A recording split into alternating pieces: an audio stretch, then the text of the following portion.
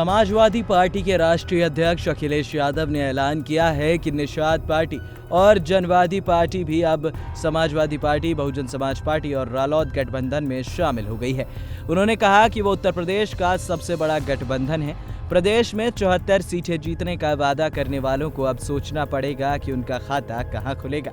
बता दें कि गोरखपुर संसदीय सीट पर पिछले साल हुए उपचुनाव में निषाद पार्टी के अध्यक्ष संजय निषाद के बेटे प्रवीण निषाद को समाजवादी पार्टी ने अपने सिंबल पर चुनाव लड़वाया था। हालांकि अखिलेश ने यह भी कहा कि निषाद पार्टी की सीट पर अभी फैसला नहीं लिया गया है। सपा कार्यालय पर आयोजित प्रेस कॉन्फ्रेंस में अखिलेश यादव ने बताया कि हम घोषणा पत्र पर काम कर रहे हैं। हमारी कोशिश है कि समाज के हर तबके को उसका हक मिले। उन्होंने भाजपा पर हमला करते हुए कहा कि इन लोगों ने देश की जनता को धोखा दिया है। शिक्षा मित्रों से वोट लेकर उन्हें धोखा दिया। शौचालय तो बनवा दिए लेकिन उसमें पानी नहीं पहुंचाया, और अब जो पैसे दे रहे हैं उतने में लोगों का घर नहीं बन रहा है। अखिलेश यादव ने यह भी कहा कि हमारे लिए किसानों का सवाल सबसे बड़ा महत्वपूर्ण सवाल है। किसान खुशहाल होंगे तो देश खुशहाल होगा। चौहान जी,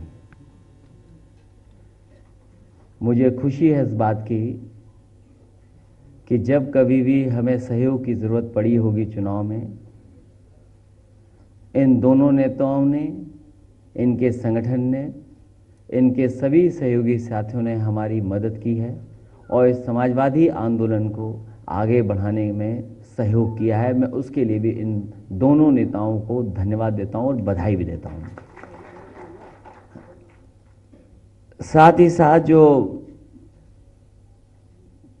पहले से बता दिया है, आपने भी उन बातों को कहा कि जिस समय उपचुनाव था, जो ऐतिहासिक जीत हासिल हुई है, जो ऐतिहासिक परिणाम आया और लोग सोच नहीं सकते थे, समझ नहीं सकते थे, और हमारे प्रदेश के बाबा मुख्यमंत्री जी भी समझ नहीं पा रहे थे, और वो परिणाम गोरखपुर की लोकसभा ने दे करके दिखा दिया। हमें खुशी है इस बात की कि जिस आंदोलन, जिन बातों को लेकर के समाजवादी लोग कई मौकों पर बात रखी है, उन्हीं चीज़ों को आगे बढ़ाने के लिए आपने भी समय समय पर अपनी बात रखने का काम किया है।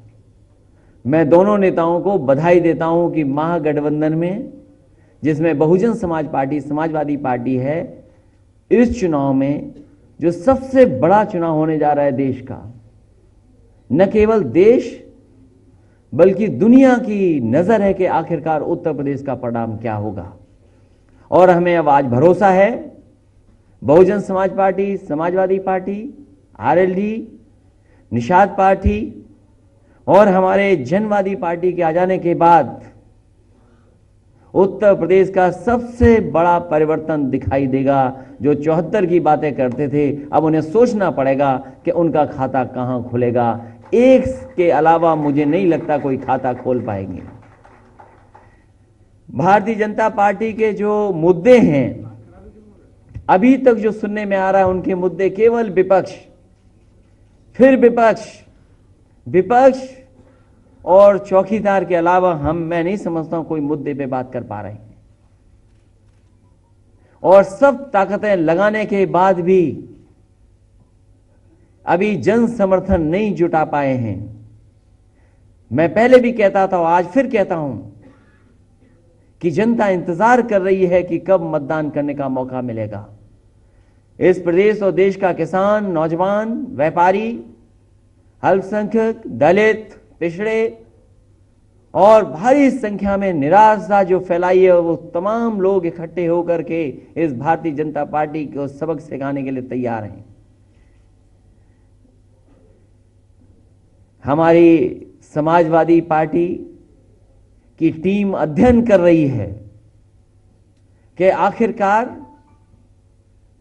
पढ़ाई और रोजगार से वंचित करने के लिए ये जो साजिशें हो रही हैं, उसका अध्ययन कर करके हम आपके सामने भी उन बातों को रखेंगे। आखिरकार ये साजिश क्यों हो रही है और कौन लोग कर रहे हैं।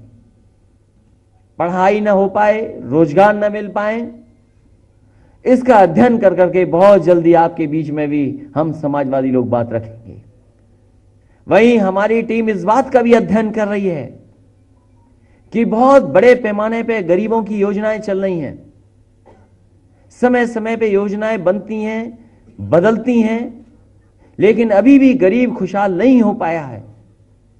और उत्तर प्रदेश की समाजवादी सरकार ने कभी कभी उदाहरण पेश किए जब सत्ता में आए, इस बात की भी अध्ययन कर रहे हैं कि आने वाले समय में गरीब कैसे खुशहाल हो और अपना सम्मान का जीवन जी सके। उस अध्ययन के बाद, उस रिपोर्ट के बाद हम समाजवादी लोग भी अपने चुनावी जो वादे होंगे उसमें शामिल करने का काम करेंगे। एक बार फिर मैं डॉक्टर संजय निषाद जी का, डॉक्टर संजय चौहान जी का और उनके तमाम सहयोगी साथियों को बधाई देता हूं इस महागठबंधन की मदद और सहयोग के लिए। और हम आपको भरोसा दिलाते हैं, हम अपने दोनों नेताओं को, दोनों पार्टी के लोगों को, कि जहां हमें सम्मान देना पड़ेगा और उन्हें आगे बढ़ाना पड़ेगा, उसके लिए भी समाजवादी पार्टी उनके साथ खड़ी है।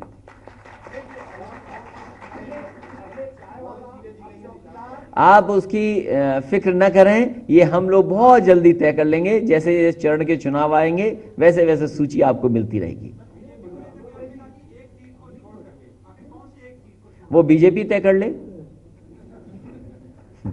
जैसे मैंने आपसे कहा था कि 2 शपथ लेकर के 2.5 लोग देश को चला रहे हैं, तो आधा आप तय कर लो कौन है।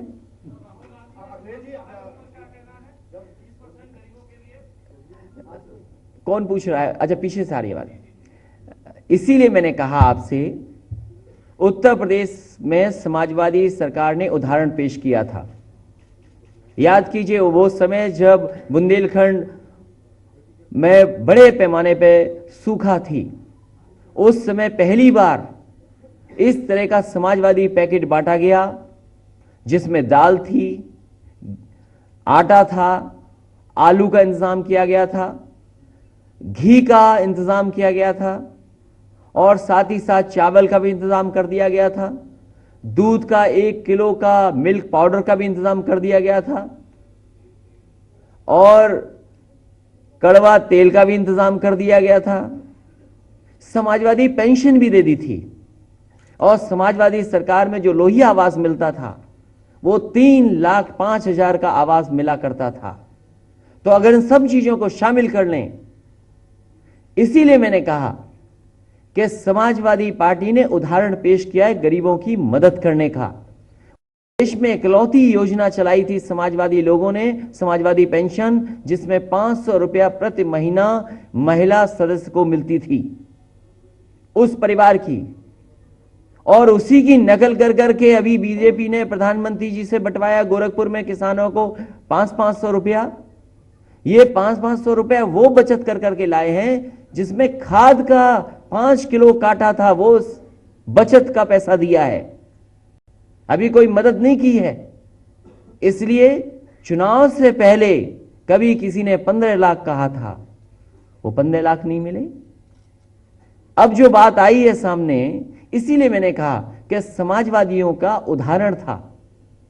3,05,000 का गरीबों का घर कौन देता था जिसमें सोलर पैनल होता था?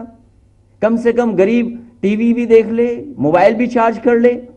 इसीलिए मैंने कहा कि समाजवादी पार्टी अध्ययन कर करके ऐसा गरीब के लिए समाजवादी पैकेज लाएगा जिससे कि गरीब खुशहाल हो और सम्मान का जीवन जी सके। और समाजवादियों के बारे में यह मानना है कि कथनी और करनी में भेद नहीं है।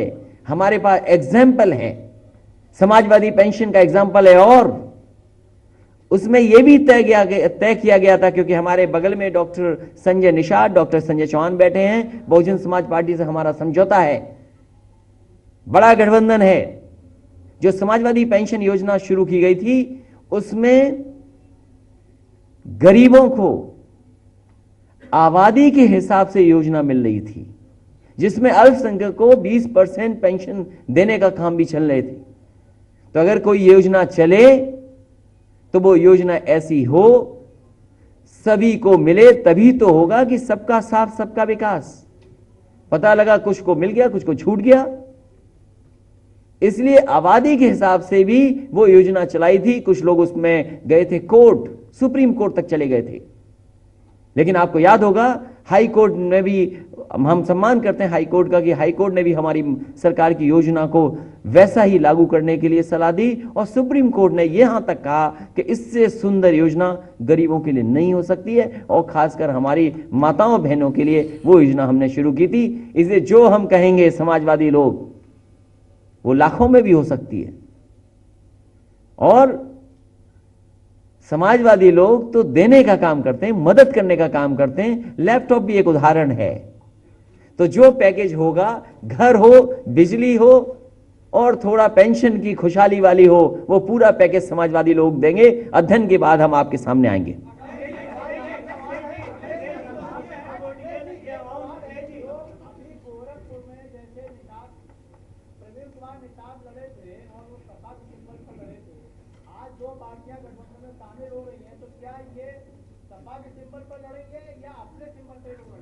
ये फार्मूला हम आपको नहीं बताएंगे।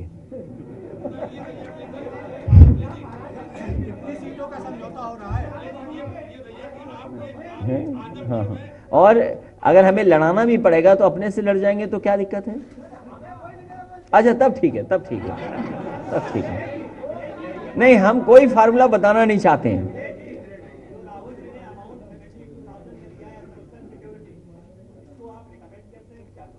देखिए, मैंने